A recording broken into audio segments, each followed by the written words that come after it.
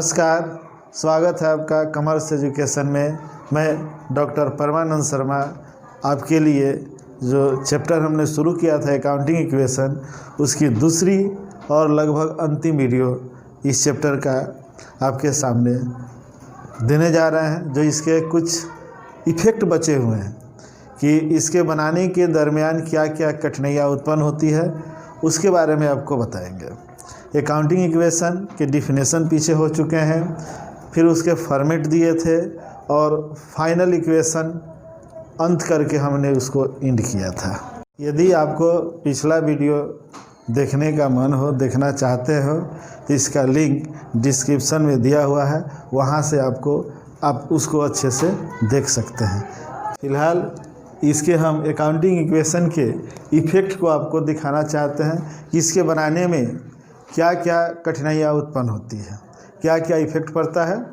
तो इसमें पहला आपको दिया हुआ है आउटस्टैंडिंग एक्सपेंसेस। आउटस्टैंडिंग एक्सपेंसेस वे खर्च जो चुका दिए गए हैं लेकिन उसका भुगतान नहीं हुए हैं, तो उसके लिए आपको एसेट्स और लायबिलिटीज से एक्सप्लेनेशन करना होगा। हमने पहला लिखा है A, increase of liability side, liabilities in outstanding expenses. B, decrease of capital, capital से उसको घटा लेंगे और फिर लायबिलिटीज़ में उसको लिख देंगे। दूसरा है प्रीपेड एक्सपेंसेस। तो प्रीपेड एक्सपेंसेस काम के पूर्व उसको पैसा किसी को दे देना एडवांस के रूप में, उसको हम किस तरह करेंगे, increase of assets. Prepaid expenses current assets है, एसेट्स को रिप्रेजेंट करेगा, और डिडक्टेड इन कैश, क्योंकि उसको नगद दे रहे हैं तो पैसा उसको नगद घटा देंगे। नंबर थर्ड में डिप्रिसिएशन। डिप्रिसिएशन अस्थाई संपत्तियों पर होता है, काटा जाता है कि निश्चित समय पर निश्चित दर से। तो उसके लिए ए में deducted from assets, concern assets से उसको घटा लेंगे, और बी में फिर क्या करेंगे, उसको डिडक्टेड फ्रॉम कैपिटल, कैपिटल से भी घटा लेंगे। नंबर 4 में interest on capital and interest on drawings. तो interest on capital first of all में ए ऐड कर देंगे कैपिटल में और कैपिटल में ही घटा देंगे। इंटरेस्ट ऑन ड्राइंग्स होगा तो कैपिटल से पहले डिडक्ट कर लेंगे और फिर कैपिटल में हम ऐड कर देंगे। नंबर लास्ट, यदि आपको प्रॉफिट या लॉस दिया हुआ हो तो आपको प्रॉफिट होगा तो कैपिटल इंक्रीज होगा, लॉस होगा तो कैपिटल डिक्रीज होगा। तो यही लिखा हुआ है, if profit then adding on capital, profit होगा तो कैपिटल में जोड़ देंगे।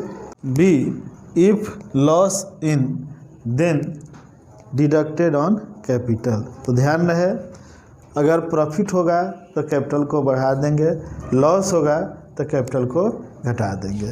तो ये आपको हमेशा इफेक्ट डालेगा। ये 5 आइटम दिए हुए हैं, पांचों हमेशा आपको प्रॉब्लम क्रिएट करता है। इसका एक्सप्लेनेशन हम एक क्वेश्चन देकर आपको एक्सप्लेनेशन करना चाहते हैं और उसको हम बनाकर आपको बता देंगे ताकि आपको क्लियर हो जाए। यह क्वेश्चन है, question A, issue of share capital ₹1 lakh. B, purchase goods on credit ₹60,000। Number C, issue 10% debenture, ये नाम है 10% debenture to creditors ₹20,000। D, sales of goods for cash, cost value ₹32,000 and profit या actual value sales value ₹40,000। Here ₹8,000 also represent the profit part. Number A, interest due but not paid, the due that is represented outstanding. Outstanding के बारे में यहाँ हमने पहले ही लिखाया है। इसके बाद है कमीशन रिसीव्ड ₹2,000। इस तरह इस क्वेश्चन को आपको बनाकर हम बता देते हैं, जो आपके सामने हम प्रस्तुत करने जा रहे हैं। अब इस क्वेश्चन को हम बनाकर आपको बता देते हैं, जो आपकी सहूलियत होगी बनाने के लिए वह है इस तरह। यहाँ लिखेंगे ए statement of accounting equation.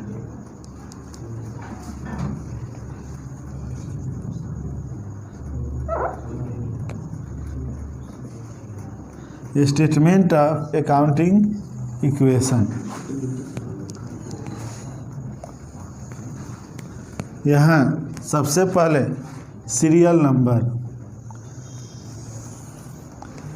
Number, इसके बाद हम चलते हैं particular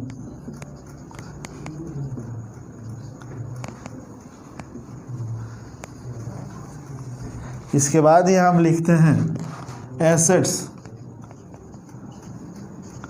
is equal to liabilities plus capital, liabilities plus capital. इसको हम यहाँ से बीच में डिविएशन कर देते हैं बराबर होने के लिए। अब आप क्वेश्चन के अनुसार हम चलेंगे। ए नंबर क्वेश्चन दिया हुआ है इसमें, A issued of share capital, तो यहाँ लिखेंगे इशूड ऑफ शेयर कैपिटल। इसका एंट्री बनता है cash account debit to capital account, तो यहाँ कैश प्लस यहाँ लिखेंगे कैपिटल। इस अमाउंट को आपको लिखाया हुआ है किताब में, वह है 1 लाख, तो 1 लाख यहाँ डाल देंगे और 1 लाख को कैपिटल में भी डाल देंगे।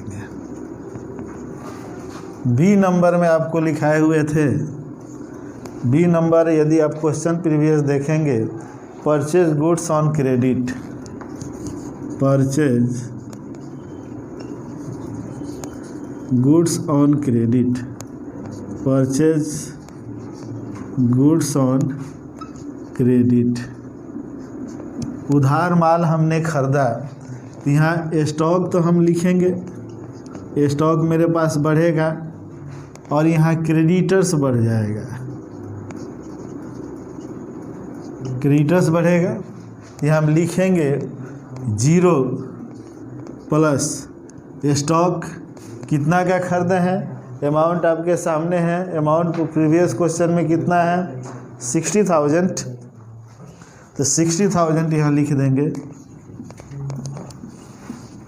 और यहाँ क्रेडिटर्स भी 60,000 प्लस 0। अब यहाँ से हम चलेंगे न्यू इक्वेशन। यहाँ क्या कहलाएगा, ये कहलाएगा न्यू इक्वेशन। यहाँ लिखेंगे देयरफॉर न्यू इक्वेशन, ये 1 लाख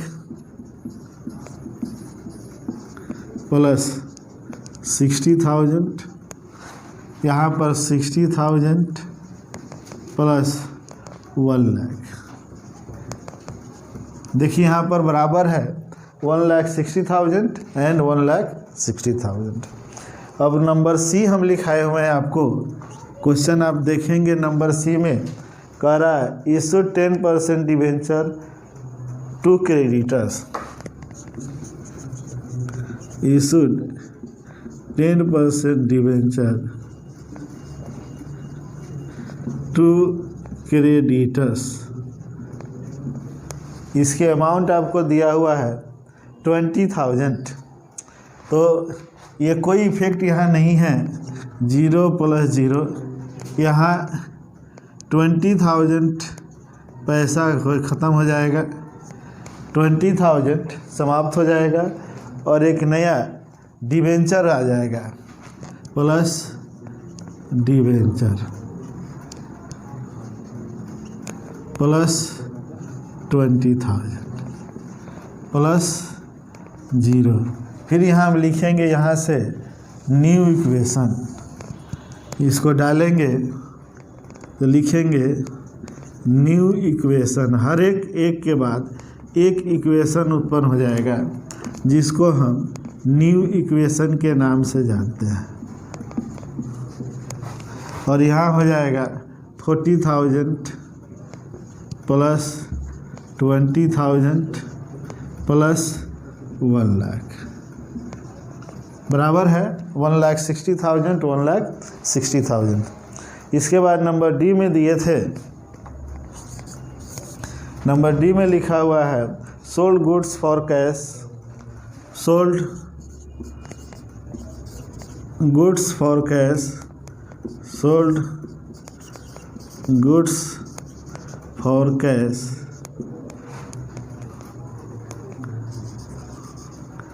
यहाँ दिया हुआ ₹32,000 कॉस्ट है, ₹32,000 और इसको बेचे हुए 40,000 में। तो मेरे पास कैश आया 40,000, 32,000 का माल घटेगा और यहाँ पर 0 + 0 + 8,000 यहाँ प्रॉफिट है, प्रॉफिट यहाँ जुट जाएगा। इसके बाद फिर हम बनाएंगे न्यू इक्वेशन, एक के बाद दूसरा न्यू इक्वेशन होगा। तो यहाँ लिखेंगे न्यू इक्वेशन, ये देखिए 1,40,000, इसको घटाएंगे तो कितना बचेगा 28,000 और यहाँ 40,000 + 20,000 + 1,08,000। तो जोड़ के देखेंगे तो 1,68,000 है, इसको भी जोड़ेंगे तो 1,68,000 है। डी के बाद हमने ई में लिखा है, नंबर ई में interest due but not paid, interest due but not paid, interest due but not paid बाकी है, इसका भुगतान नहीं हुआ है। यहाँ पर एक हमको खोलना होगा outstanding expenses, outstanding expenses due है लेकिन पेड नहीं हुआ है। तो आपको बोला गया था कि इसको हम आउटस्टैंडिंग को यहीं से घटाएं और इसमें हम क्रिएट कर दें। तो 0 + 0 यहाँ चलेंगे, 0 + 0 + 1,000 और यहाँ हम इसको माइनस कर देंगे 1,000।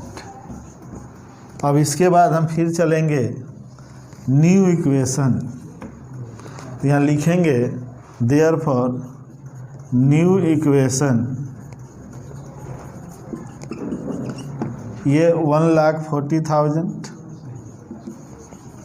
+ 28,000, यहाँ हम चलेंगे 40,000 + 20,000 + 1,000 + 1,07,000।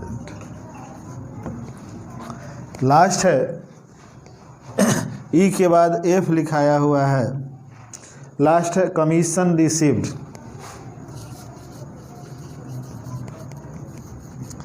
कमीशन रिसीव्ड, कमीशन रिसीव करेंगे तो पैसा आएगा +0 0 +0 + 0 + 2,000, ये बढ़ जाएगा। ये अंत हो रहा है, ये अंत हो रहा है। तब यहाँ लिखेंगे हम अंत में फाइनल इक्वेशन, क्या लिखेंगे इसको, therefore final equation,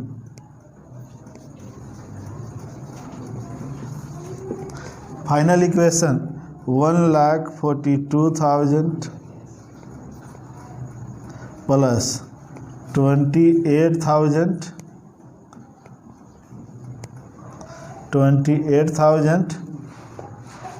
is equal to 40,000